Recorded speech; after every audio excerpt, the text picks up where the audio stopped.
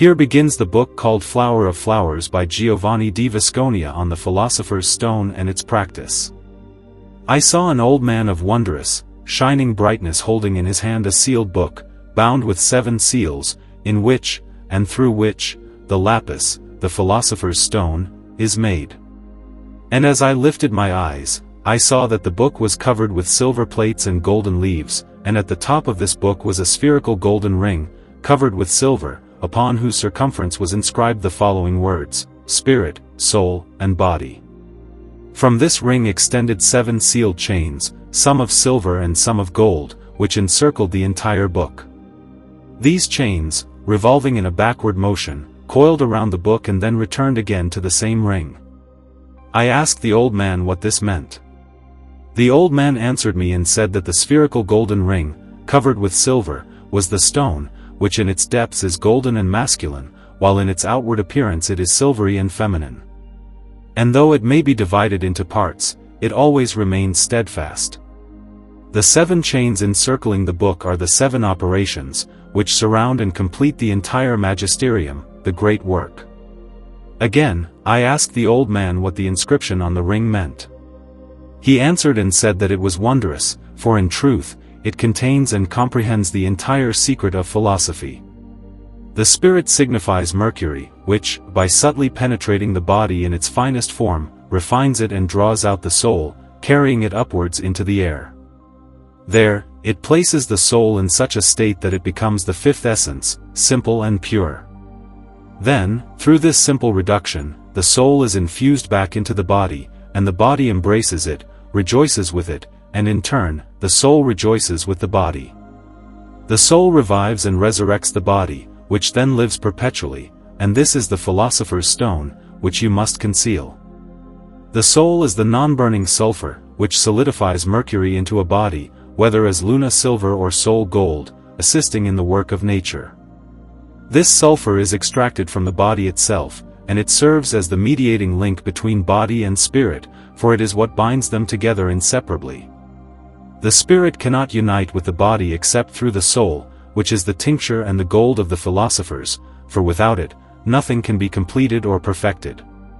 And so, take note, our sulfur is not the common sulfur of the vulgar, which is fatty, combustible, and destructive to all things, as it corrupts, dissipates, and renders them imperfect. Instead, the sulfur of the philosophers refines and brings things to perfection. The body represents gold or silver that has been stripped of its soul, for originally, the soul was its form and essence. This is said after the soul has been separated from the body, leaving it dead until the soul re-enters. When the soul returns, the body is perfected once more. At that moment, the body is said to be alive, resurrected, and immortal. And this is the meaning of the inscription on the ring, with which we are satisfied. Then I saw, on the first part of the golden chain, a seal with silver letters, which read, "Place me in warmth and moisture, and nourish me with these, for I am weak." I asked the old man about this, and he said, "This inscription, my son, signifies the first key, that is, the first operation, which is called digestion and putrefaction. This process takes place over time in a warm and moist fire. For just as one motion cannot be transformed into another without first undergoing digestion, so too our lapis, Philosopher's Stone, cannot be converted into its simplest form, nor can the soul be drawn from the body into spirit, except through digestion. For the closer something comes to simplicity, the more perfect it becomes. And so, know this, if it does not decay, it will never reach the secret." Then I saw the second chain, which was silver at the beginning and gold at the end. In the silver part, there was a seal with the following inscription: "Once lightly digested, I am animated, so exalt me and raise me above the heavier things." I asked the old man about this, and he replied, "Know, my son, that this is the second operation of the stone, which is called distillation. The first part of the chain, which is silver, signifies that what first distills is the spirit, that is, animated quicksilver, mercury, the white tincture. The second part of the chain, which is gold, signifies that what distills the second and third times is a tinted oil, which is the red tincture, known as the oil of the philosophers. And this is the second key of philosophy. The third chain was golden and had a seal with silver letters, which read, "Separate the tincture from the tincture." The old man said, "This signifies the separation of air from fire, receiving the air by itself and exalted multiple times in the moist fire. And this is the third part of the work." The fourth chain, which was silver, had a seal with the words, "Exalt me, separate me, sublime me, so that I may be reduced to the simple essence." The old man said, "This signifies the exaltation of the inanimate spirit, which is to exist by itself alone, and this is the fourth operation and key of the art." The fifth chain was both silver and gold but blackened on the surface. Its seal read, "I am thirsty, give me to drink, make me white." I asked the old man about this, and he said, "This is a great secret. It refers to the dead, inanimate, and calcined body, which demands to be imbued and whitened with a part of the animated spirit, so that through the disposition of the animated spirit, it may more swiftly reach its simplest state, the fifth essence.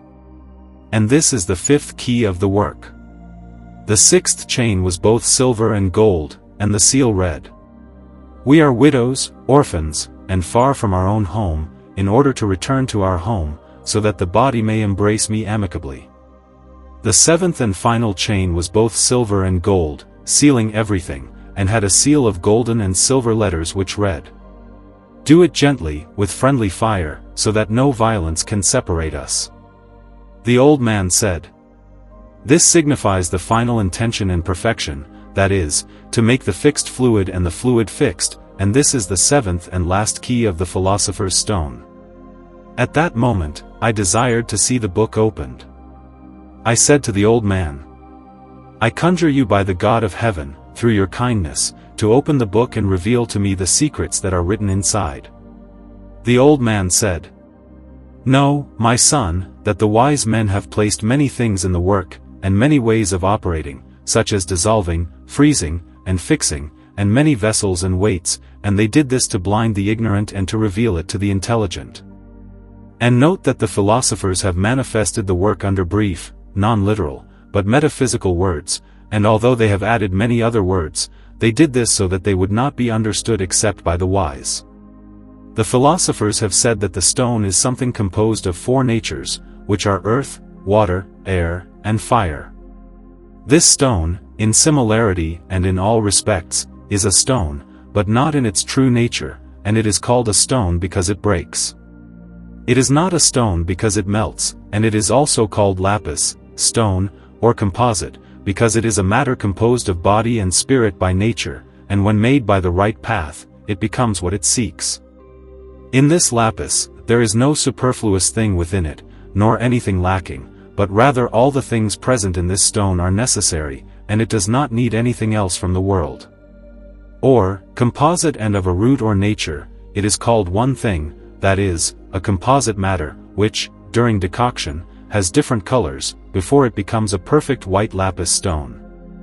And note that the longer the said lapis remains in the fire, the more its virtue and goodness increase, which does not happen with other things, because all other things burn in the fire and lose their radical moisture. But the said lapis, all by itself, always improves in the fire, and its goodness and virtue grow. For the fire and the nourishment of this lapis are this, as evident signs show that the stone can be recognized, which is well understood. Therefore, note, my son, that this composite lapis is divided in the work into two parts, that is, into two things, because one is corporeal, and the other is spiritual, and one comes out of the other and is united, and one is supported by the other, and one improves the other, and one conquers and kills the other. And thus the philosophers have named one male and the other female. And note that when the philosophers said and named quicksilver with the body of magnesia, they did not mean that quicksilver was the moisture of this stone, and that magnesia is not what is commonly referred to. But by magnesia, they meant the whole composite in which this moisture, which is quicksilver, is present, as the philosophers have called it. This moisture is not like other moisture, because this moisture runs in the fire, and in its own fire, the entire composite dissolves and freezes, it blackens and whitens, and finally it turns red and solidifies. And note that in the work, no different things should be added, but only one thing at a time. Nor is there any need for manual triturating, grinding, nor should anything else be added to the said stone. And note that the white earth is called the perfect white stone, and likewise the red earth is called the perfect red earth. This white earth in the said work, without the addition of anything else, but through the management of the fire, converts into ruby, but the water, or the moisture of this stone, is called quicksilver, as stated above. And note that the water, or the moisture mentioned earlier, as it exits from the said composite, or stone, leaves all the composite at the bottom of the vessel in blackness. And thus, continuing the fire, this blackness, in which the said moisture remains, changes into various colors, then into whiteness, and finally into redness. This moisture is also called air, which, or moisture, mixes with its own earth and with the other elements, remaining in the said stone until they become one thing. Although this moisture is very small, it is nonetheless sufficient to nourish the entire stone, from which this moisture proceeds and exits. And note that in this compound, or stone, there is sun and moon in virtue and power, and even in nature, because if these were not in this compound with it, neither the sun nor the moon could be made. And yet, the sun and the moon, existing in this compound, are not like the common sun and moon, because the sun and moon existing in this compound are of greater power and virtue, and are much better than the common ones. Because the sun and the moon of this compound are alive and green, whereas those of the common world are dead in comparison to the sun and moon existing in this compound or stone. And for this reason, the philosophers have called the said lapis the sun and the moon, because in this compound, they are present in virtue and power, but not visibly. And note that the said stone, or compound, is one thing only, and of one nature, and in it is everything that is necessary for it, and in it is everything that improves it and reduces it to perfection, as said above, and without any other thing. And note that this compound does not require any animated or vegetative nature, but it is a pure and clear nature drawn from its own natural minds, which is transmuted under the guidance of fire and becomes putrefied, turning black, white and red, and shows many other colors. And note that the aforementioned moisture, which is called quicksilver, is the corruption of this stone because it makes it blacken, then whiten, and finally redden, as said above. And note that the philosophers have said that the water is converted into air, which means that the said water is frozen, and, when returned, is reduced back into the body it was before, and that the body stays so long in the regulation of fire that it becomes a subtle body and is reduced to perfect whiteness. Then it is also called air.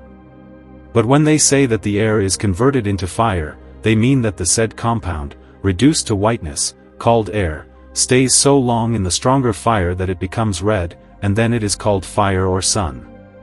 And note that all water is made solely from one compound, as said above, and not from anything else, which compound must be regulated with slow fire and its materials until they mix together into one, and this is done in the first regulation of the fire, because in this lies the whole defect and danger, and when it is thus properly done, nothing can later be lacking, nor can it have any defect.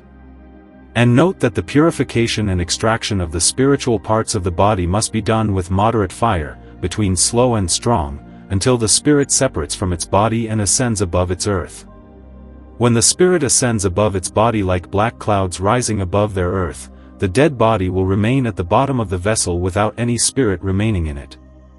The sign of this is ash, upon which, if placed in the fire, it should neither melt nor smoke, and then this step will be completed. And while it is like this, return the spirit above the body from which it came. This spirit is similar to the black clouds that carry water, nevertheless, this spirit is called aqua vita, living water, by which the body is sustained, along with pure water. And after death, it revivifies. And note that in this compound, there is everything that mortifies and revivifies the compound, and with it, everything that makes it black, white, and red, without the aid of anything foreign. And note that the fire in the beginning of the work should be slow, then moderate, and on the third time it should be strong, gradually increasing the fire until the stone is white and finally becomes red. Then it is projected onto every metal and imperfect body, and even on quicksilver, and all of them are reduced to the most perfect gold, with the help of Almighty God, who will always be blessed and praised. Thanks be to God and to the Virgin Mary forever. Amen. The End.